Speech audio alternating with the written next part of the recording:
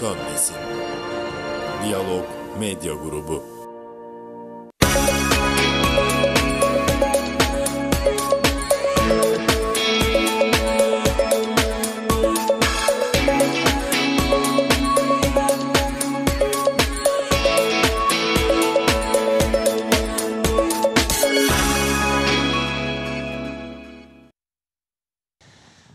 Odak noktasından mutlu akşamlar diliyoruz. Bugün çarşamba, her çarşamba olduğu gibi bugün de Profesör Doktor Sayın Ata Atun'la birlikteyiz. Gündemi özellikle bölgesel gelişmeleri, Kıbrıs sorununa ilişkin önemli başlıkları masaya yatırmaya çalışacağız.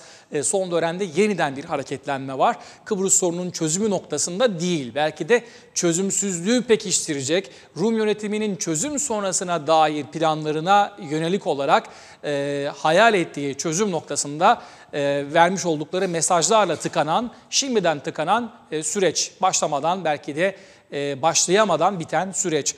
Bu bağlamda bugün çok değerli hocamızla bu görüşleri konuşacağız, tartışacağız. Hocam merhaba diyelim size. İyi akşamlar diliyorum, iyi yayınlar diliyorum.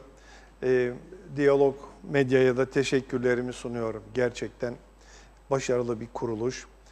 Aslında konular sıcak. Evet. Gerçekten önemli konular var, sıcak konular var. Bazıları dosyaların içinde kalmış, bize yanlış aktarılan bilgiler var. Bunların hepsini aslında konuşmamız gerekir. İyi olur. Bu konuda Anastasiadis'in işlevsel olmayan bir çözümü kabul etmeyeceğim sözünün içeriği aslında birkaç ciltlik büyük bir içerik, büyük bir söz bu. Büyük bir açıklama. Bunların içinde neler var? Mesela işlevsel olmayan bir çözümü kabul etmeyeceğim derken benim aklıma ilk gelen 1960 Kıbrıs Cumhuriyeti'nin esasları. 35 Rum milletvekili, 15 Türk milletvekili, evet. 8 tane Türk milletvekili evet demediği müddetçe hiçbir yasanın geçmeyeceği. Anastasiadis bunu istemiyor. Anastasiadis bu kalksın diyor. Çoğunluk ne derse o olsun diyor. Yani Rum üniter devletini kurmak istiyor. Bakanlar Kurulu'nda 7 Rum'a 3 Türk vardı. Anastasiadis 7 Rum'a 4 Türk olsun ama Türklerden biri evet derse geçsin havasına girdi. Evet. Bunu açık ve net söylemiyor ama bunu çevresine söylüyor. Çevresine kabul ettirmek istiyor. Yani burada biz Türklerden birini İşte satın alırsak aslında ilk başta bunu hiç kabul etmemişti. Şimdi yeni yeni buna yaklaşıyor Anastasiadis. Ve bu şekilde biz Bakanlar Kurulu'nda kararları geçiririz diyor. Tabii Cumhurbaşkanı muavini yok. Cumhurbaşkanı muavininin oradaki yetkileri meclisten ve Bakanlar Kurulu'ndan geçse bile Cumhurbaşkanı muavini hayır dediği zaman Doktor Fazıl Küçük Allah rahmet eylesin o yasa geçmezdi. Şimdi bunu da istemiyor Anastasiadis. Yani işlevsel olmayan Türklerin, Rumların istediği olmayacaksa, Türkler bunları engelleyecekse böyle bir sisteme ben hayır diyelim. Rumların böyle rahatça elini kolunu sallayarak bu Kıbrıs adasını yöneteceği bir yönetim tarzı istiyorum demek istiyor Anastasiadis. İlk bakışta benim algıladığım bu. Evet. Şimdi Annan planına bakarsak, başka bir aşamasına geçelim bu sözün. Annan planını baz alıyorum şimdi ben. Annan planında ne vardı? 2 tane devlet vardı. Biri Kıbrıs Rum kurucu devleti, biri Kıbrıs Türk kurucu devleti.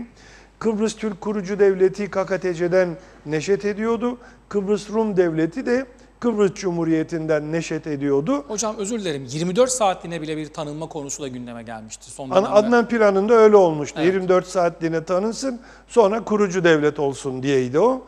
Fakat orada benim söylemek istediğim şu. Annan planı yürürlüğe girene kadar Kıbrıs Türk kurucu devletinin yaptığı bütün anlaşmalar geçerli olacaktı. Kıbrıs Cumhuriyeti'nin de ki bu defa kurucu Kıbrıs Rum devleti oluyordu. Onun da yaptığı bütün anlaşmalar geçerli oluyordu. Burada bana göre Anastasiadis'in verdiği örnek çok da geçerli değil. Yani biz anlaşma yaptık. İsmet hattını işte hayata geçireceğiz, gaz çıkaracağız. Biz bunu Girit Yunanistan üzerinden göndereceğiz. Türkler buna hayır derse bu iş olmaz.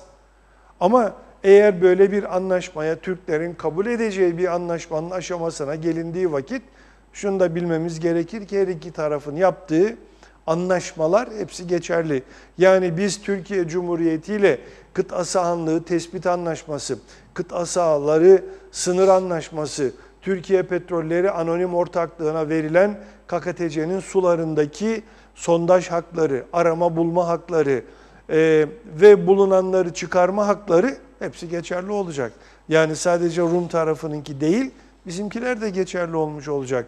Türkiye Cumhuriyeti ile yapmış olduğumuz, Türk Hava Yolları'nın KKTC ile yapmış olduğu anlaşmalar, işte havaalanlarındaki slotlar, bunların hepsi geçerli olacak. Türkiye Petrolleri Anonim Ortaklığı ile yapılan anlaşmalar, kıta sahanlığı, sınırlandırma evet, kıta anlaşması. sahan, bunların hepsi geçerli olacak. Güvenlik de zaten bir başka Güvenlik, boyutuyla buna tabii dahil burada edilebilir. püf noktası şu, Türkiye Cumhuriyeti'ni ile KKTC'nin, ben bunu 3-4 ay evvel de kaleme alıp dile getirmiştim. Bizim şu anda Türkiye Cumhuriyeti ile savunma işbirliği anlaşması yapmamız gerekir. İleriye dönük olarak artı Türkiye'ye kara ve deniz ve hava üslerini anlaşma yapıp vermiş olmamız gerekir. Çünkü herhangi bir anlaşma yapıldığı vakit bunların hepsi geçerli ve kalıcı olacak. Evet. Rumların da bunlara itiraz etme hakları olmayacak. Aksi takdirde bizim de Rumlarınkine itiraz etme hakkımız doğacak ortaya. Evet. Bu yüzden Türkiye Cumhuriyeti ile savunma işbirliği anlaşması yapılması bana göre hayati bir konu. Türkiye Cumhuriyeti'ne KKTC toprakları üzerinde hava üssü, deniz üssü, kara üssü vermek veya üçünün bir arada olacağı, işte Akrotiri gibi, Avrotur gibi denize açık, içine havaalanı yapılabilecek düzlükte bir alanın Türkiye Cumhuriyeti'ne üs olarak verilmesi bana göre çok önemli ve yapılması gereken bir işlemdir. Bir gün eğer Rumlarla bir anlaşmaya gidilirse bu anlaşmalar otomatikman o anlaşmanın içine gömülmüş oluyor. Evet. Bunu bilmemiz gerekiyor. Dolayısıyla eğer bir çözüm öncesi bu da uluslararası anlaşma çerçevesinde hava ve deniz üssü, daha doğrusu savunma işbirliği anlaşması perspektifinde kalıcı bir hava ve deniz üssü kurulması da Ve kara. Çok önemli olur ama Evet. muhtemelen bu içeriden de tepki görecek. Zira bunun muhtemel müzakerelere ya da devam edecek ya da devam etmekte olan müzakere sürecini olumsuz yönde etkileyeceği şeklinde Ama bir Rumların da olumsuz etkileyen ifade çok fazla olacaktır. girişimleri var. Andreas Papandreou havaalanını, BAF'takini Fransızlara, Fransız ordusuna açmak anlaşmasına biz söz sahibi olduk mu? İtiraz ettik de ne oldu? Rusya'nın Andreas Papandreou havaalanını ve tatlı su yani Mari Limanı'nı kullanma hakkını anlaşmasını yaptığı vakit biz itiraz ettik. Ne oldu? Hiçbir şey olmadı. Varsın Rum da itiraz etsin. Bizi hiç ilgilendirmez. Rum'un itirazında bir sıkıntı yok hocam. Kıbrıs Türk tarafından yükselecek olan seslere dikkat çekmeye çalışıyorum. Zira Aramızda var. Onlar da sondaj itiraz. konusunda da var. Yani mesela bugüne kadar 2014 sonrası bunu konuşmuştuk. 2014 sonrasında müzakerelerin dağılmasının bir nedeni de Rum yönetimine göre Barbaros Hayrettin Paşa Sismik Araştırma Gemisi'nin çalışmaları ve eşlik eden Türk donanmasıydı. Çekilmeden müzakerelere geri oturman dedi Anansa Seris ve kalktı. Döndüğünde ise Sayın Akıncı vardı karşısında ve müzakereler devam etmeye ya da yeniden başlama trendine girdiğinde ise Rumlar çoktan ihalelere ve ruhsatlandırma işlemlerine başlamış ve tek taraflı olarak faaliyetlerine devam etmekti. Evet. Buna rağmen Türk tarafı yine müzakerelere oturdu. Büyük bir hataydı o. Stratejik Ama bir hataydı bugün o tarihten itibaren bunu dile getirmeyen bazı siyasiler bugün Türkiye'nin başladığı ve başlatmakta olacağı diğer sondajlara ilişkin mesaj gönderip iki tarafta sondajı durdursun şeklinde açıklama yapma noktasına geldiler. Dolayısıyla bu gibi sesler de üsler konusuyla olacak ilgili tabii. yükselecektir. Normal olarak olacak. Bunlar şeyimizde var. Ülkemizde yaşayan, ses çıkarmayı çok iyi bilen belli bir kalabalık var.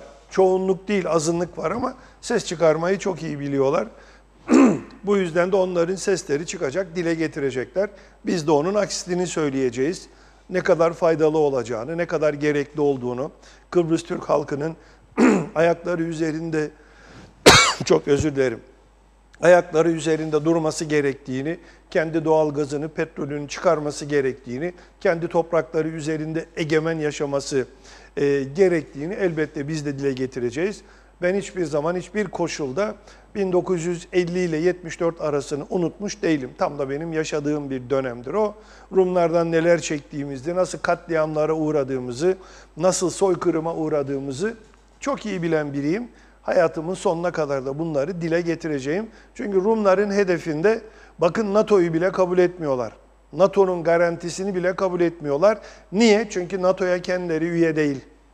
Çünkü NATO'ya kendileri üye değil. Yunanistan ve Türkiye var. Her ikisi de var. Olmaya ki Türk askeri gelir. Olmaya ki Türk askeri müdahale eder. Biz bir taraftan adadan Türk askerini çıkarttık. NATO elbisesini giydi gene geldi diye amacıyla karşı çıkıyorlar NATO'ya. Gerekçeleri bu. PESCO'dan umutları var ama Avrupa Birliği ordusundan. Ama Evet, Avrupa Birliği'nin kendi ordusu yok ama Avrupa Birliği zaten bir ekonomik birlik. Amerika Birleşik Devletleri gibi federal bir devlet değil. Bu tamamen işbirliğine yönelik, ekonomiye yönelik bir birlik. Bu yüzden ordusu yok. Hiç siz gördünüz mü? İşte bir ortak ordu kurma projesi. Zira son dönemde Fransa'nın da ABD'ye yönelik tepkisiyle gündeme gelen, işte bizi kendi kendimizi koruyabiliriz, kendi kendimizi korumalıyız. Bu ABD'nin kontrolündeki NATO da bizi koruyamaz. Bakın Türkiye'ye bile neler yapıyorlar şeklinde yükselen sesler de var. Bu bağlamda işte bir ordu kurulma noktasına gelindi. Hatta tatbikatları vesaire Rum yönetiminde katıldığı bazı tatbikatlar gündemde. Dolayısıyla işin güvenlik boyutu da var. Ekleyeceğiniz buna varsa? Yok tabii, Amerika Birleşik Devletleri'nin Avrupa Birliği'ni bu konuda serbest bırakıp bırakmayacağı çok önemlidir. Aklıma şey geliyor, Doğu Almanya ile Batı Almanya birleştiği vakit o dönemde Batı Almanya'nın başbakanı bir açıklama yapmıştı. Demişti ki Doğu Almanya ile Batı Almanya birleşti. Biz artık yepyeni bir anayasa yapacağız. Yeni kurallara göre bu anayasamızı yürürlüğe koyacağız. ABD ne dedi? Olmaz öyle şey dedi. Sen yeni bir anayasa yapamazsın arkadaşım. Ben ne dediysem 1945'te sen benden ne imzaladıysan sen ona uymakla mükellefsin. Evet. Dedi ve rest çekti Amerika. Yeni bir anayasa yapmadılar. 1945'te harp bittikten sonra 2. Dünya Savaşı hemen Amerika Birleşik Devletleri Almanya'ya yıkılmış, dökülmüş Almanya'ya bir anayasa kabul ettirdi. Arkasından da Nürnberg Mahkemesi'ni kurdu. Hemen akabinde bütün o Nazileri yargılamak için. Şimdi Almanya Amerika Birleşik Devletleri'nin onayı olmadan anayasasına bir virgül bile koyamıyor. Hala daha koyamıyor. Aslında Avrupa Birliği'nin, Amerika Birleşik Devletleri'nin Avrupa Birliği üzerinde korkunç bir hegemonyası var. Bunu bilmemiz gerekmektedir. İkinci Dünya Savaşı'ndan miras. Evet, İkinci Dünya Savaşı'ndan kalan korkunç bir yaptırım yasaları ve korkunç bir gücü var üzerinde. Almanya'nın ordusu konusunda da çok büyük bir profesyonel bir ordu kurması mümkün değil. Evet, konusunda ordu kurması mümkün değil. Çünkü 1945 Anayasası'nda yok. Almanya'nın ordu kurması yasaklanmıştır. Ve Amerikan tamamen. üsleri dolu Almanya'da. Evet. Öyle biliyoruz. Şu anda Amerika'nın 71 tane küçüklü büyüklü üssü var. Bunların küçüklü büyüklü diyorum. Yani içinde 2 tane manganın veya bir takımın olduğu üs de var. Hava üssü de var. Bunların sayıları bayağı fazla. Fakat Amerika ufak ufak bu üslerini kapatmaya, bir miktar askerini Almanya'dan çekmeye başladı. Ama farklı farklı yerlere konuşlandırıyor bunları. Bulgaristan'a konuşlandırıyor, Polonya'ya konuşlandırıyor. Dağıtıyor burayı. Yani dağıtıyor bunları. Çünkü demir perde sınırı şeyden başlamak üzere Macaristan ve Doğu Almanya'dan başlamak üzere geri çekildi. Evet. Ta Ukrayna'ya, şeye kadar geldi. Moldova sınırına kadar geldi, geri geldi. Zaten Moldova artık Rusya'nın yönetiminde bir devlet değil. İşte Ukrayna ve Moldova'nın sınırından geçen bir şey oldu. Bir sınır oluştu tekrardan.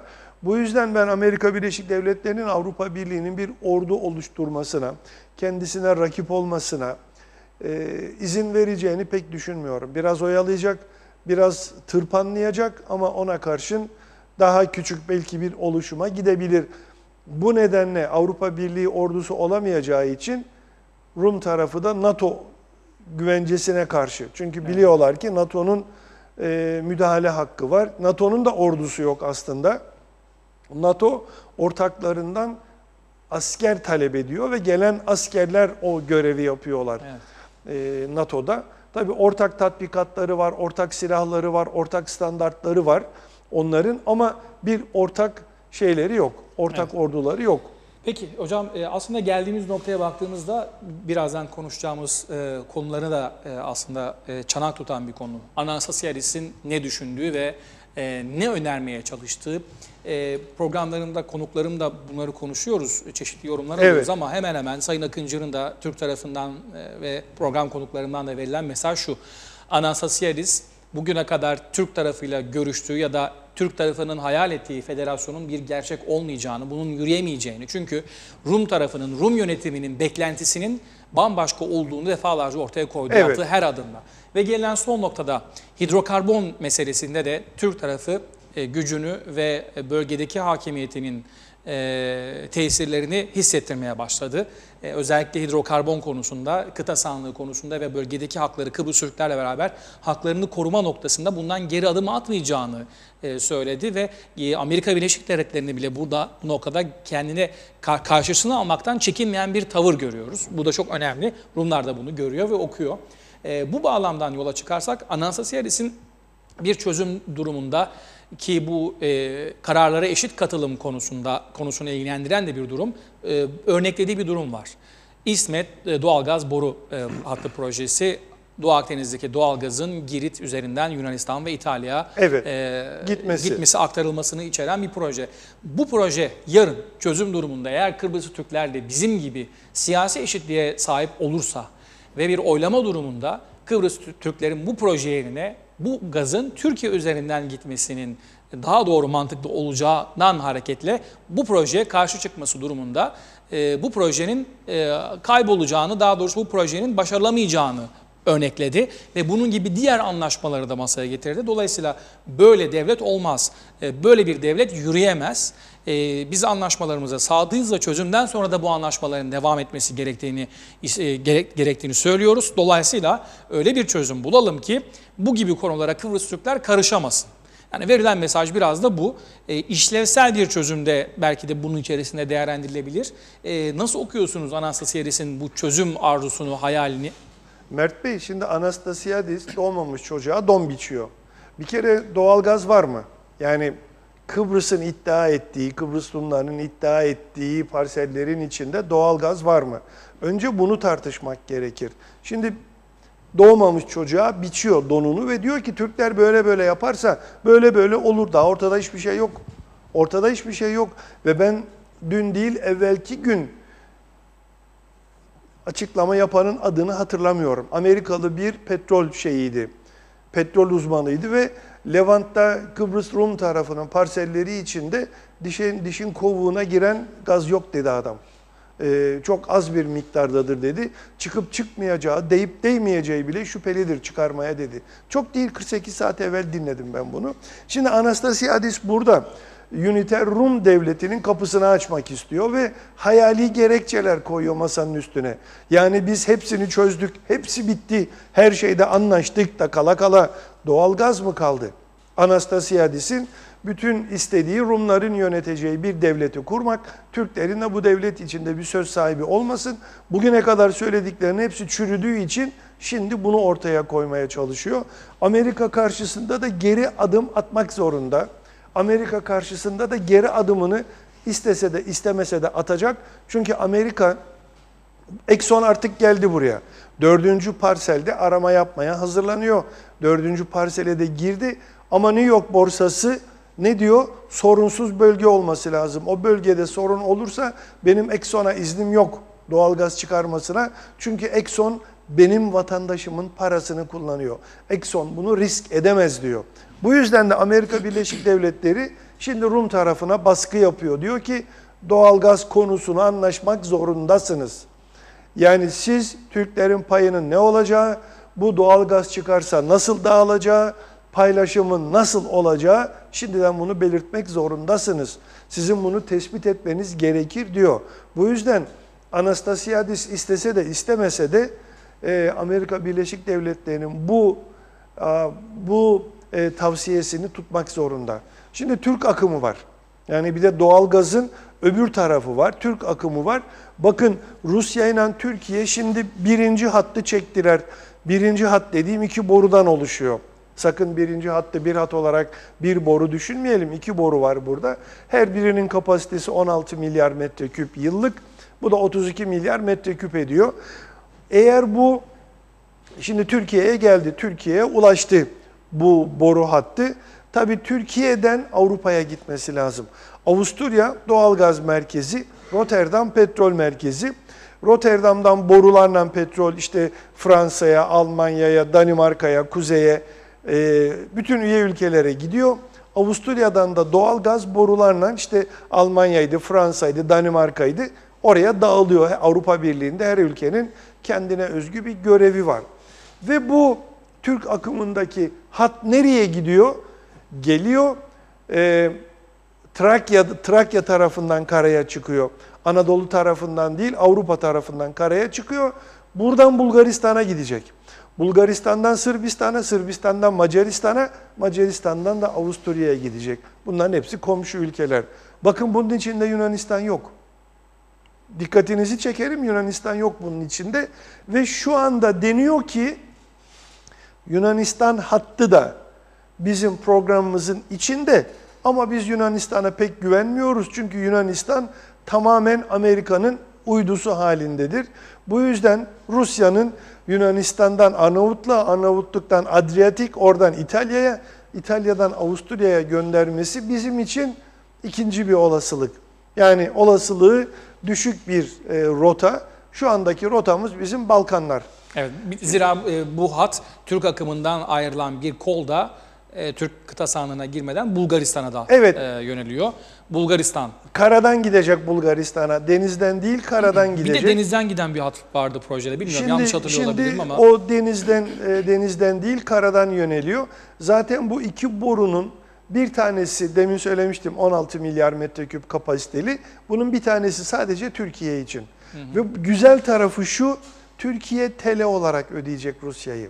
Ruble ve Türk lirası anlaşmasından. Aslında o kadar güzel oldu ki para da ödemeyecekler.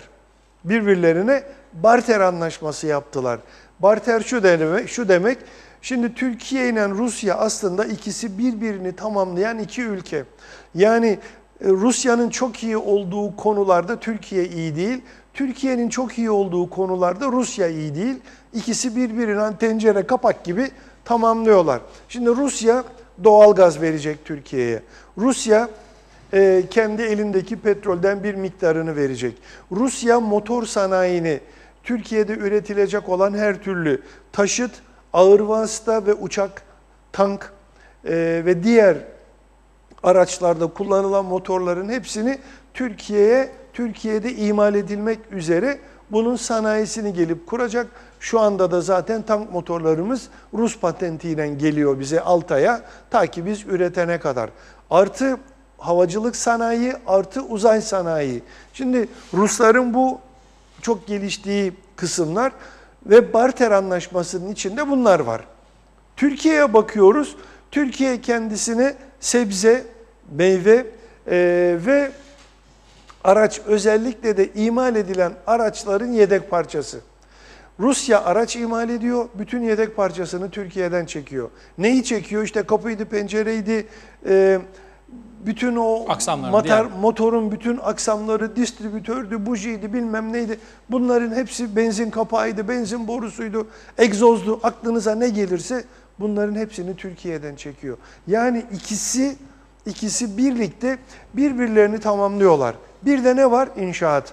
Türk müteahhitleri Rusya'da en önemli binaların yapımını Türk müteahhitleri yapıyor. Şimdi barter anlaşması bu şekilde. Bir de turizm var tabii ama bu barterin içinde turizm değildir tabii, ama turizm de üstün olduğu konulardan biri. O da barterin içinde. Ne oluyor? İnşaatları Rusya'da inşaat yapan Türk müteahhitleri Türkiye TL ödüyor. Karşılığında Rusya'dan doğalgaz alıyor. Yani bu kadar güzel bir işbirliği başlıyor. Dolara dokunmadan. Hiç dokunmuyor. Şimdi bunun içine İran da girdi. Bu da çok güzel oldu. Türkiye, İran, Rusya kendi aralarında hem kendi paralarını kullanacaklar, tümeni kullanacaklar, hem de barter anlaşması yapacaklar. Bana göre şu anda Rus şirketleri, küçüklü büyüklü Rus şirketleri güneyi terk ediyor. Hepsi güneyden kaçmaya başladılar. Güneyden çıkmaya başladılar ve bana göre gerek KKTC gerek Türkiye Cumhuriyeti bu kaçışı çok iyi değerlendirmesi lazım ve kendi üstüne çekebilecek yeni kararları hemen alması lazım. Bu da Türkiye ile Rusya arasındaki ilişkileri çok daha zenginleştirecek, çok daha sağlam hale getirecek. Kıbrıs'la ilgili bir boyutu hocam, belki bir şey sesinizi tazeleyebilirsiniz. Evet, sağ olasın. Şunu görüyorum, özellikle Avrupa Birliği ve Amerika'nın bankacılık, Rum bankacılık sistemi üzerindeki baskısı, paravan şirketleri aracılığıyla bazı kullanılan paralar, yasa dışı belki evet, olduğu söylenen dönen bir çarkın Batı'yı rahatsız ettiğini, Amerika'yı, Avrupa Birliği ülkelerini rahatsız ettiğini biliyoruz. Ve özellikle krizden sonraki dönemde Rus kara parasının adayı terk etmesi istenmiş ya da bu yönde iddialar ortaya atılmıştı. Ve bunun Rusya'nın da tepkisini çekmişti. Hatta son olarak geçtiğimiz hafta Rus Büyükelçisi'nin de bu yönde bir tepkisi var. Binlerce Rus iş adamının aileleriyle birlikte yaşamalarına rağmen adayı terk etme durumunda olduğunu ifade etmiş ve bir nevi sitem etmişti. Bu aralar Rusya ile Güney Kıbrıs arasındaki ilişkilerin biraz böyle polemiğe dönüştüğünü görüyoruz çeşitli konularla ilgili. Bu da bu konulardan biriydi. Şimdi bu daha önce de Rus sermayesinin, daha doğrusu bankalardaki Ruslara ait paranın adayı terk etme noktasında birkaç yıl önce gündeme gelen konuda acaba bu para KKTC üzerinden KKTC'ye aktarılabilir mi şeklinde sorular akıllara gelmişti. Ama bunun o dönemin hükümeti ve Maliye Bakanları bunun çok doğru olmayacağını ifade etmişlerdi. Kara para olarak doğrudan lekelendi ya da damgalandı. Ne derece doğrudur bilmiyorum ama. Zeren Bey'di Maliye Bakanı, hatırlıyorum. KKTC için mümkün olabilir mi? Doğru bir şekilde, legal bir şekilde Rus yatırımcısını KKTC'ye çekmek, bunun bir handikapı olur mu? Artıları nedir? Bir de bunu sormak istedim. Ben Rus yatırımcının, yani kara para aklama işi olmadan Rus yatırımcının KKTC'ye gelmesini destekliyorum. Çünkü bütün ülkeler yabancı yatırımcılara kırmızı halı seriyorlar. Gelin yatırım yapın diye. Bence çok da iyi olur. Bizim yatırıma ihtiyacı olan küçük bir ülkeyiz. Sanayimiz yok, hiçbir şeyimiz yok. İşte bir turizmimiz var, bir de üniversitelerimiz var. Ve işte yavaş yavaş şimdi bir de bilişim, yaşlılara bakım başlıyor yavaş yavaş. Özel hizmetler. Sağlık hizmetleri başlıyor. Tabii bilgisayar hizmeti, uzaktan muhasebeydi, uzaktan dijital hizmet verme bize gelirse o da çok güzel olur. Bilişim konusunda bir hareketlenme Bilişim var. konusunda olursa çok iyi var. Kaybettiğimiz en büyük şey güneş enerjisi. Yani bu konuda ta 1948'lere 47'lere giden yasaların arkasına saklanıp güneş enerjisinden elektrik enerjisi elde edecek olan kişilerin, şirketlerin hep önü kesiliyor. Halbuki bunun kesilmemesi lazım. KKTC yılda 270 gün bulutsuz güneş ışığı alan bir ülke. Bu çok önemli. Birçok ülkede bulutlu olarak güneşi alıyor ama bizde 270 gün, yani neredeyse 95 gün eksik şeyden, bir yıldan 95 gün 3 ay eksik, geri kalan 9 ay illaki bulutsuz güneşli bir hava. Ve konumu itibariyle güneş ışınlarının biz 55 dereceyle alıyoruz güneş ışınlarını. Yani ekvator 90 dereceyle alır. Biz 55 dereceyle biraz alıyoruz ve bu en çok işe yarayan, en çok enerjiye dönüşebilecek bir açı. Dikey gelmesinden çok daha iyi, evet, çok daha iyi bir açı. Ama biz bir türlü kafa yapımız olarak, sendikal yapılar olarak buna müsaade etmiyoruz. Halbuki çok büyük bir gelirimiz bizim buradan olabilirdi. Geçmiş yıllarda, özür dilerim, İstanbul'daki İki Telli Sanayi Sitesi'nin, tabii sanayi sitesi diyorum, aklımıza bizimki gelmesin. 55 bin tane yatırımcı var orada. Yani korkunç büyüklükte bir yer. Ve KKTC'ye geldiler. KKTC'de bir elektrik santralı kurmak istediler. Dediler biz santralı kuralım, Türkiye'ye kabloyla bağlanalım ve biz İki Telli'nin elektriğini burada elde edelim. Size ister kira ödeyelim, isterseniz size elektrik verelim. Nasıl isterseniz buna siz karar verin. Ama biz yaptık araştırmamızı, KKTC en verimli bölge. Hatta bizim bu Beşparmak Dağları'nın şeye bakan tarafları, güneye bakan yüzeyleri şansa bakın ki 35 derecelik bir açı yapıyor. 35 derece 55'in tersi. Yani siz yerden 35 derece koyarsanız dikeyden 55'e gelir. 55-35 daha 90 ediyor. Yani bizim yamaçlarımız bile hiçbir şey yapmadan orada, nasıl diyeyim, hiçbir altyapı yapmadan gidip şeyleri koysanız oraya, direkt güneş panellerini yani, gidip yatırsanız en verimli elektriği montajı üretecek açıda durmakta. Evet. Ve bu bile başarılamadı, mümkün olmadı. Çünkü bir takım kişiler karşı çıktı. Kıptek ne olacak, bizim ürettiğimiz elektrik ne olacak diye itiraz etmeye başladılar. Biz büyük bir yatırımın fırsatını kaçırdık bu şekilde maalesef. Peki. Büyük bir yatırımı kaçırdık. Bu yüzden ben Türkiye-Rusya yakınlaşmasını çok doğru buluyorum. Bu ikinci defa oluyor. Türkiye Cumhuriyeti 1923'te Cumhuriyet ilan edildikten sonra günümüze kadar olan 85 yılda ikinci kez Türkiye-Rusya işbirliği oluyor. Birinci felaketle sonuçlanmıştı. Amerika çok acı bir şekilde hükümeti darbe yaparak devirmişti. Türkiye Cumhuriyeti hükümetini. Bunda başarılı olmadı. Çünkü Türkiye'nin içine Amerika Birleşik Devletleri ahtapot gibi girmiş durumda. Bütün köşe noktaları ele geçirmişti. Bu 1950 yılında Türkiye'nin NATO'ya başvurusu, 48'de 52'de girişmeden evvel de Türkiye'nin Amerika'nın gelip Türkiye'ye Marshall Planı'yla yerleşmesi sonrası bütün bakanlıklar, bütün icraat, hazine, her şey adeta Türkiye Amerika'nın bir mandası haline gelmişti. Şimdi yavaş yavaş Türkiye Cumhuriyeti bütün bunlardan kurtuldu. Bu neredeyse artık özgür hale geldi. Hala Türkiye'nin içindeler ama eskisi gibi karar alıp top oynatamıyorlar.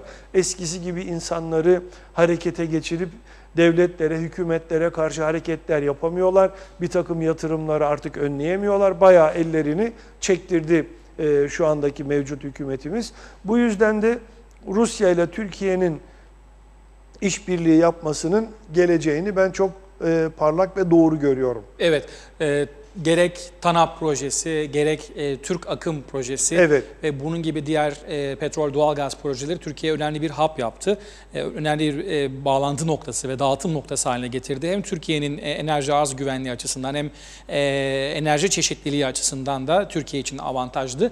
Ve bu avantaj yarın yakın vadede, kısa vadede, orta vadede demiyorum, kısa vadede KKTC'ye de çözüm sonrası adanın geneline de olumlu bir yansıması olabilir. Tabii çözümden önce de şu anda özellikle elektrik konusunda, enerji konusunda çalışmaların ilerlemesini temenni ediyorum. Yani hocam, federal bir çözümü ben hayal etmiyorum Mert Bey. Bu da açık ve net söyleyeyim. İhtimaller arasında yine yerleştiriyoruz. Rumların adanın tümüne hakim olma duyguları devam ettiği müddetçe adada federal bir çözüm olmaz. Anastasiadis bunun adına işlevsel çözüm diyor. Yani Rum yönetiminin hayal ettiği çözüm işlevsel çözümdür diyor. Aksini kabul edemiyorlar.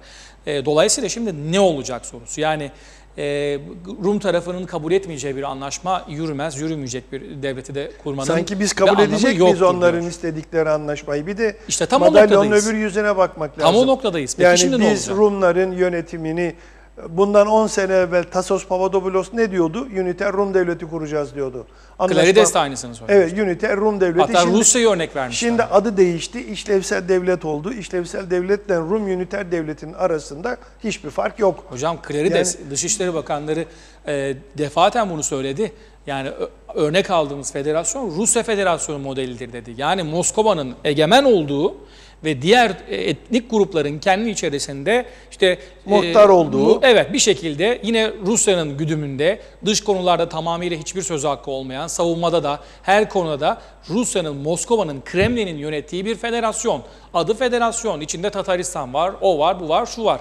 Kendi içlerinde, iç işlerinde bağımsızlar ama tamamıyla Rusya Federasyonu'nun, Rusya'nın içinde yaşayan kendi bir devlet. Kendi iç işlerinde bağımsız olduğunu söyleniyoruz ama değil. Değil. Başkanları bile Rusya yanlısı, evet, Moskova yanlısı isimlerden seçiliyor. Bütün müdürler Rus, bütün yöneticiler Rus, bütün geri kalanların hepsi Rus Komünist Partisi'ne üye yerliler.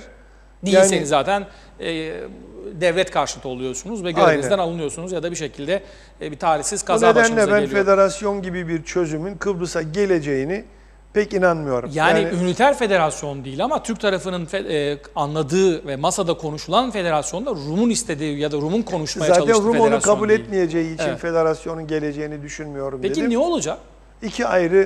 İki ayrı özerk devlet olacak. Aslında son noktayı bana göre Türkiye koyacak. Türkiye biraz daha güçlendiği vakit Kıbrıs konusunda son noktayı koyacak. Ne zaman koyabilir? Bence. Ve Bu neyi bekliyor? 20'li yılların içinde olacak.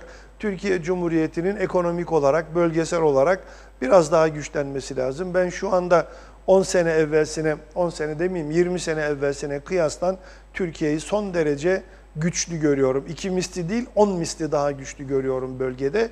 Çünkü belli bir baskıdan kurtuldu. Belli bir baskının içinden çıktı. Türk Silahlı Kuvvetleri Amerika'nın güdümünden çıktı. Türkiye'nin sivil siyaseti Amerika'nın güdümünden çıktı. Türkiye Cumhuriyeti'ndeki ekonomi ve sanayi Amerika'nın güdümünden çıktı. Okullarımız, eğitim sistemimiz tamamen Amerikan isteklerinden arındı. Bunlar çok büyük gelişmeler. Yani biz bunların verilerini 5-10 sene içinde daha sıkı göreceğiz. Evet. Bugüne kadar düşünün 1948'de Türkiye'deki uçak fabrikaları Amerika Marshall yardımı verecek diye kapatılmış. Maalesef. Halbuki belki de o uçak sanayi 1918'lerde Vecihi Hürkuş'un girişimleriyle kurulmuş olan bir şeydi. Bir sanayiydi ve belki de biz bugün kapanmasaydı o dünya üzerinde sayılı uçak şirketlerinden, uçak üreten ülkelerden biri olacaktık. Belki de savaş uçağımızı da 10 yıllar önce üretmiş olacaktık. Ama buna mani olundu. Köy enstitüleri Marshall Yardımı adı altında kapatıldı. Halbuki köy enstitüleri bütün köylümüzü bilimsel olarak eğitiyordu. Yani köylü okula gitmiyordu, okul köylüye gitmişti. Ve köy enstitülerinde tarım bilimsel bir şekilde en yüksek verimle nasıl yapılır, hayvancılık en yüksek verimle nasıl yapılır, süt ve süt ürünleri en yüksek verimle nasıl alınır, nasıl işlenir, bunlar öğretiliyordu. Baktılar, gördüler ki Anadolu halkı uyanıyor. Amerika Birleşik Devletleri Marshall Yardımı karşılığında köy enstitülerinin kapatılması şartını koştu. Kinyas Kartal da o dönemin Van milletvekiliydi. O da zaten bir toprak ağasıydı ve köylünün baş kaldırısından çok şey yapıyordu. Çok bizar olmuştu. Bütün olduğu gibi arkadaşlarıyla Demokrat Parti içinde bunu şantaj meselesi yaptı ve Cumhuriyet Halk Partisi içinde mecbur ettiler köy enstitülerinin kapatılma kararının alınmasını.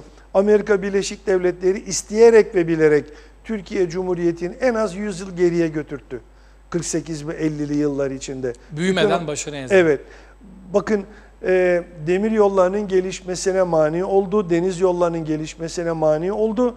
Karayollarının açılması için kredi ve düşük faizli krediler verdi. Savunma sanayinin önüne Amerikan araçlarının satılması için, kamyon, otobüs ve araçlarının satılması için karayollarına ağırlık verdirdi ve dışa petrole bağlattı. Ve bir de savunma sanayinin önünde de geçmiş Savunma oldu. sanayini tamamen onu kesti. Bir tek Polatlı'daki makine kimya endüstrisinin o da küçük silah yapmak kaydıyla izin verdi.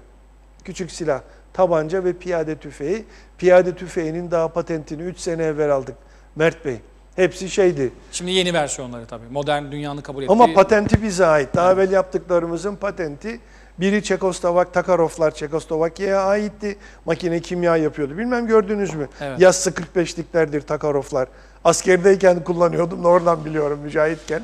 Ve birkaç tane de Amerikan silahını biz imal ediyorduk ama patent onlara aitti. Bir yere satamazsınız. Kimseye veremezsiniz. İstemediğiniz bir savaşta kullanamazsınız. Kıbrıs'ta olduğu gibi. Aynen. Peki hocam şimdi doğalgazın enerji konularını az önce Exxon'la ilgili Amerikan kamuoyunun da yani güvenlikli olmayan bir problem, bir risk doğuran bir projede olmaması gerektiği şeklindeki konuya dikkat çekmiştiniz.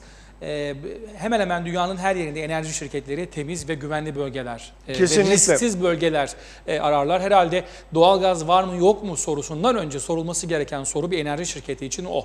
O bölgede herhangi bir güvenlik riski var mı? Yoksa sondaj, sınır araştırma. sorunu var mı? Siyasi sorun var mı? Politik sorun bir itilaf var mı? var mı? Çatışma var mı? Korsan var mı?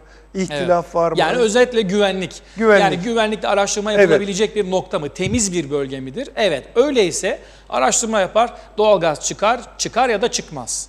O ikinci bir plan. Dolayısıyla önce güvenlik. Çünkü Doğu Akdeniz'de değil sadece Kıbrıs sorunu, diğer konulardan da çok ciddi sorunların olduğu kaynayan bir bölge. Evet. Olmayan ülke, olmayan savaş gemisi yok. Yapılmayan tatbikat yok. Akdeniz'de boş bir gün yok. Haritanın boş bir günü yok. Navtex'in ilan edilmediği neredeyse. Böyle bir durumda Türkiye'de iyiden iyiye kendini hisseder ve Doğu Akdeniz'in neredeyse yarısında KKTC ile birlikte bir hak durumu, hak iddiası var. Dolayısıyla bu noktada bunu dünyada görüyor. İtalya'da gördü, Amerika Birleşik Devletleri de görüyor, Batı da görüyor, İsrail de görüyor. Şimdi buradan hareketle Anastasiadis yarın bu doğalgaz konusunun iyice pişmesi ve ciddi bir kaynağın itilaflı bölgelerde çıkması durumunda ne yapacağını şimdiden düşünmeye başladı. Ve bu yüzdendir ki özellikle enerji konularına da müdahale edilmeyecek bir çözümü, Türk tarafının müdahale edemeyeceği bir çözümü düşünüyor ki itilaf kalksın, Kıbrıs Türkler de hak iddia etmesin, onlar da kendi bölgelerinde ne yaparlarsa yapsınlar. Böyle bir çözümü aradığını anlıyoruz bu öneriden de. İşte Amerika Birleşik Devletleri'nin baskısı var Mert Bey. Ne diyor? Doğalgaz münhasır ekonomik bölgelerinizi belirleyin, anlaşın, ondan sonra çıkarın. Yani Rum tarafına diyor ki Peki o zaman Exxon'un ne işi var hocam? Tamam, Exxon şimdi daha belki programlarda da söylemiştim. Exxon'un gittiği yer 10. bölgenin güneyi, 10. bölgenin kuzeyi. Türkiye'nin iddia ettiği bir yer değil. Değil. Yani ben öyle görüyorum. Evet. Belki bir harita tekrar ama 10. bölgenin kuzeyine gitse Türkiye'nin itiraz edeceğini biliyorum.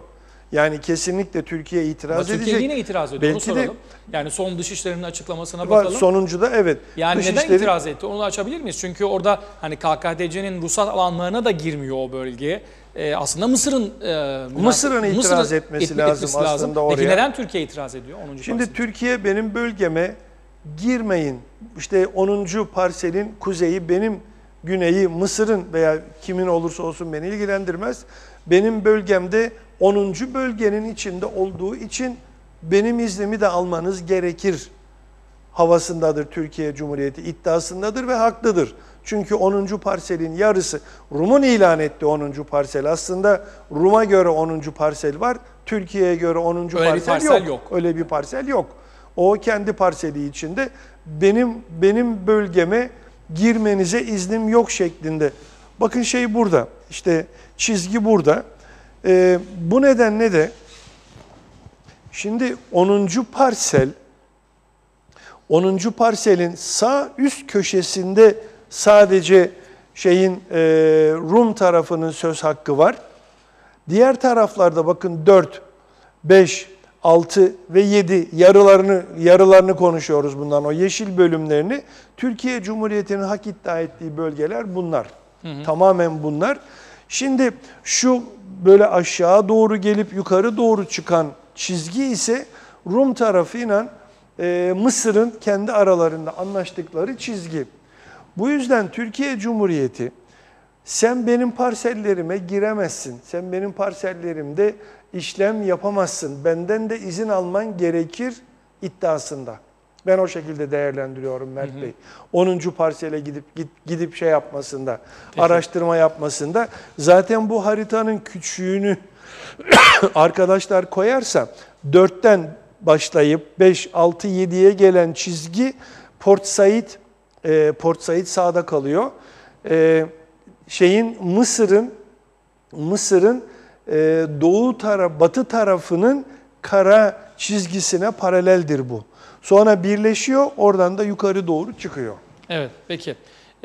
Şimdi böyle bir durumda parsel özellikle itilaflı bölgelerde, özellikle 7. parsel mesela. Şimdi 10. parselde şöyle bir daha söyleyeyim. 10. parselde tabii Kıbrıslı Türklerin de söz hakkı var. Bunu bilmemiz gerekir. Eğer biz Kıbrıs Cumhuriyeti'nin ki şu anda Türkiye Cumhuriyeti'nin garantörü olduğu 1960'ta ilan edilen Kıbrıs Cumhuriyeti yok. 1964'ün Haziran'ında gereklilik doktrini üzeri iddiasıyla Rum tarafı 60 Cumhuriyeti'ne el koydu. Şimdi 10. parselde Türkiye'nin itiraz etmesinin nedenlerinden bir tanesi de Kuzey Kıbrıs Türk Cumhuriyeti'nde yaşayan Kıbrıslı Türklerin orada söz sahibi olması. İlginç değil mi hocam? Yani Adaların kıta Türklerin de sahanlığı- iznini alın diyor Exxon'a. Türklerin de iznini alın ve araştırma yapın. Şimdi şu hocam münhasır ekonomik bölge çerçevesi Türkiye'nin kabul ettiği bir çerçeve değil. Yani bu Kıbrıs Cumhuriyeti de olsaydı ya da bugün bir çözüm olsa Türkiye'nin tanıdığı deniz hukukuna göre adaların münhasır ekonomik bölgeleri olamıyor. Kıta sahanlıkları var ve buralardaki iddia edebiliyor. Doğru mudur? Evet, 82'ye göre değil, 58-60'a göre. Soru şu. Bu 6 mil ve 12 mile çıkarttı 83'te. Türkiye kabul etmiyor Peki onu. 6 mil 82'de. ise yarın çözüm durumunda zaten bu haritaların Mısır ve Türkiye arasında paylaşılacağı ve diğer komşu bölgelerin de kendi alanlarının dışında bir bölge olamayacağı kesin. Peki nasıl oluyor da bugün Türkiye 10. parselde Kıbrıs'ı Türklerin de hakkı iddiası olduğunu düşünebiliyor? Yani eğer diyelim ki bugün Kıbrıs sorunu Türkiye yaşanmıyor. diyor ki bir dakika ben Kıbrıs'ın garantörüyüm. Kıbrıs'ta yaşayan Kıbrıslı Türkler var, Kıbrıs'ta yaşayan Tamam. Kıbrıslı Rumlar var. Ve bu cumhuriyetin bütün yeraltı, yerüstü zenginliklerinde Kıbrıslı Türklerin de kurucu ortaklık payları var. Ama 10. Sen 10. parselde parselde ne Kıbrıs'ı Türklerin ne de Kıbrıslı Rumların. Aslında Mısır'ın. 10. Şimdi Kıbrıs, bravo çok güzel bir konuya değindin. Kıbrıs Cumhuriyeti Mısır'la yaptığı, Sisi hükümetiyle yaptığı anlaşmaya göre 10. parselde hak iddia ediyor. Aslında Mursi bunu kabul etmedi. Mursi başa geçtiği Evet. vakit halkın seçtiği yegane cumhurbaşkanıdır. İlk görevlerinden biriydi bu konuyu. Mursi meclise bunu kabul taşımak. etmedi. Evet. Ne dedi? Siz benden bir evvelki Cumhurbaşkanı'nı Mısır'dan kaçırdığı paraların Rum bankalarında tutmak için bu tavizi aldınız. Mısır'ın hakkını yediniz. Ben bunu kabul etmiyorum. Burası Mısır'ın münhasır ekonomik bölgesidir. Ben size vermiyorum dedi. Sisi hükümeti tekrar bunu geri aldı. Mursi'nin kararını geri aldı. Bunu uygulattı. Aslında sorun Kıbrıslı Rumlarla Mısır arasında. Burada 10. parselde doğal olarak Kıbrıslı Türklerin kurucu ortak hakları var. Anastasiadis ona değinmek istiyor aslında. Yani ben 10. parsele izin veriyorum ama Kıbrıslı Türklerin de hakkı var. Ortak olursa da gelip hayır derlerse ne olacak? İşte doğmamış çocuğa don biçiyor şimdi. Evet. Anastasiadis başına gelecekleri biliyor. Amerika'nın baskısı bu. Kendisine. Bir de Sayın Erdoğan'ın uçakta yaptığı açıklamalarda, Paris dönüşünde yaptığı açıklamada gazetelere yansıyan açıklaması bizzat duymadık ama Sayın Erdoğan Amerikalıların 10. parsele dokunmayın da ne yaparsanız yapın aman 10. parsele girmeyin Evet. şeklinde bir Erdoğan talebi Bey'in kendi olduğu, açıklamasıydı Sayın bu. Erdoğan'ın açıklaması bu. Yani duymadık ama gazetecilere bu şekilde aktardığı yansıdı gazetelere. Dolayısıyla Türkiye ile Amerika Birleşik Devletleri arasında normalleşme süreciyle beraber bu konunun da masaya yatırıldığını zaten anlıyoruz. Evet kesinlikle. Kesinlikle ve Exxon buraya geldiği için sadece haritaya baktığım vakit zaten bir tek şeyi görüyorum ben. Exxon'u görüyorum. Amerikalı bir de Noble'ı görüyorum. Noble Enerji var. Noble Enerji'nin gerçi bir kısmı şeyde Delek Enerji'de, İsrail'in Delek'inde ama Noble Texas'ta kurulu bir şirket. Bu nedenle de Amerika'nın belki de istediği budur. Sen 10'uncuya dokunma, geri kalanlar da ben seni destekleyeceğim şeklinde olabilir. Çünkü Türkiye haklı. Bir de Kıbrıslı Amerikalı bir Türkler de haklı. şirketle Mersin açıklarında sığ kuyu sondajı başladı hocam. Evet, Amerikalı o bir şirketin Norveçli bir TPA platformunu müsaade etti kullanarak, kendisine. Evet. bu da ilginçtir. 2 noktada sığ suyu sondajı yapacak. Biri başladı Mersin açıklarında, kıyıdan da görülebilecek bir noktada. Evet. Bir sondaj çalışması var orada. Ne amaçla yapıldığını bilmiyoruz. Orada doğalgaz mı yoksa açıklara yönelik bir zemin etüdü mü ne olduğunu bilmiyorum teknik anlamda ama orada da bir çalışma var. 2 Ben tane doğalgaz olacak. olarak okudum yani Evet. şey olarak. Hocam bir başka konu var. Eğer haritası bilmiyorum mevcut muydu elimizde ama Türkiye özellikle biliyorsunuz ki Libya'nın geleceğiyle ilgili bir toplantı oldu İtalya'da. Evet. Bu önemli bir konuydu ve burada Mısır'a benzeyen bir başka konu var.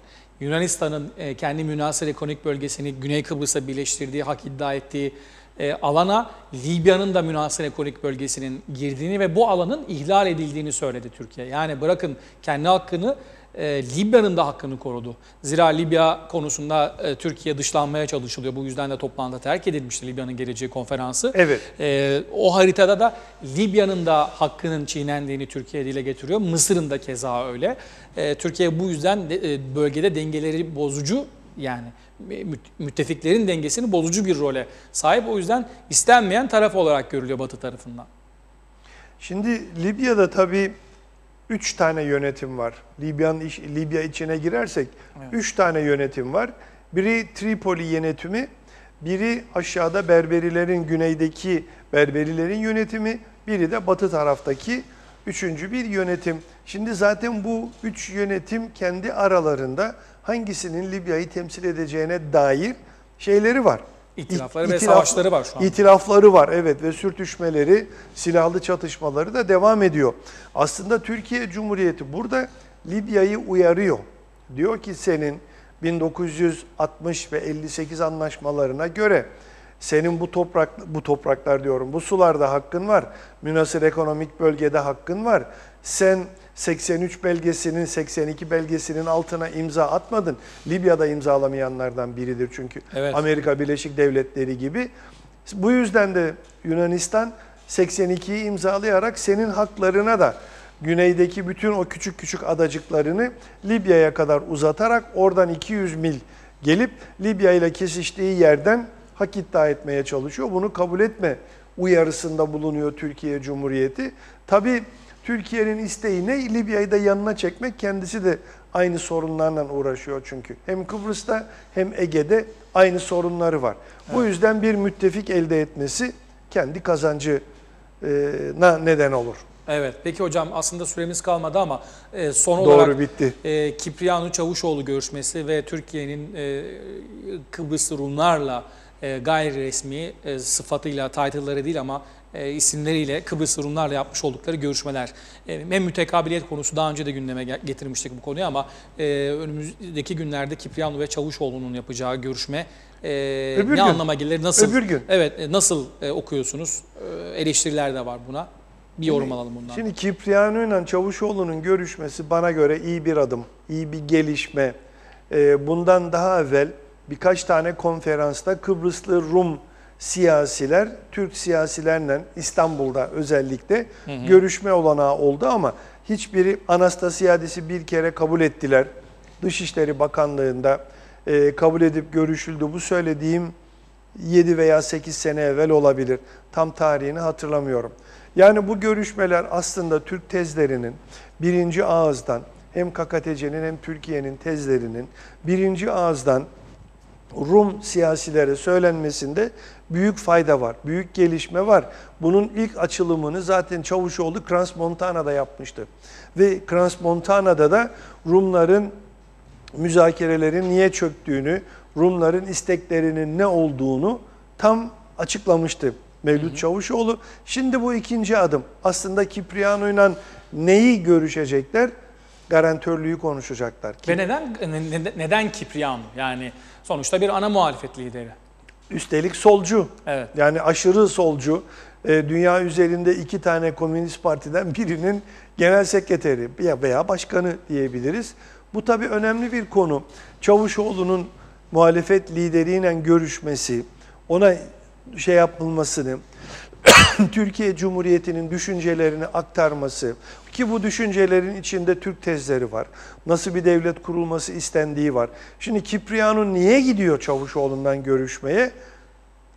Biz diyor acaba 2 devletle mi yüzleşeceğiz bu müzakerelerin sonunda? Biz 2 devletli çözüm bizi çok korkutuyor veya konfederasyon bizi çok korkutuyor. Ben gidiyorum Çavuşoğlu'yla bunları konuşmaya. Aslında Kipriano'nun açıklamalarına bakarsanız konfederasyon konuşacağım diyor. 2 devletli çözümü konuşacağım. Biz bunların ikisine de karşıyız diyor. Biz bunu kabul etmiyoruz. Biz NATO'nun arabuluculuğunu hiç kabul etmiyoruz. Çünkü NATO'ya biz doğduğu günden karşıyız diyor. Rus kökenli oldukları için zaten. Rusya'nın da bir udusu olduğu için. Rus kökenli oldukları için ben bunları konuşmaya gideceğim diyor. Tabii ne elde eder? Bir şey elde etmeyecek. Sadece Çavuşoğlu'ndan Türk tezlerini duyacak. Peki ama Kıbrıs Türk tarafı bir şey kaybeder mi? Ama yok, kaybetmez. Ama Çavuşoğlu bütün düşüncelerini kendisine aktaracak. Asıl önemli olan mutlaka bence o. Kipriano'nun da basın toplantısıyla bunları açıklayacak. Göreceğiz. Aynen o Hocam şekilde. teşekkür ederiz. Bu haftalıkta programımızı doldurduk. Daha konuşacak çok şey var ama ancak bu kadar sığıyor programa. Haftaya bırakalım onu kısmetse. Haftaya Akıncı'nın görüşmecilik yetkisini konuşalım. Eğer gündemden fırsat kalırsa, çünkü o Gündemden kadar hareketli kalırsa, oluyor ki evet. bir başka konu diğerini geride bırakıyor. Orada doğru bir açıklama yapmak lazım. Yani kamuoyunda yanlış bir imaj var. Görüşmecilik görevi konusu. Görüşmecilik göreviyle ilgili. Onun kökeni 1 Ocak 1964'e geri gidiyor. Ben açıklayacağım ne olduğunu. Haftaya bırakalım o zaman. Peki hocam, bir kez daha teşekkür ederiz. 21 Kasım Çarşamba günde bize ayrılan süreyi tamamladık.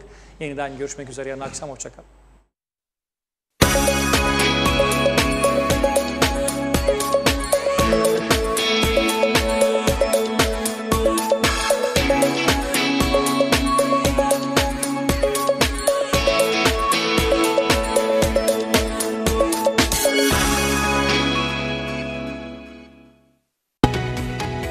Beyaz yakalılarda bu hafta GCI Kuzey Kıbrıs 2018 Başkanı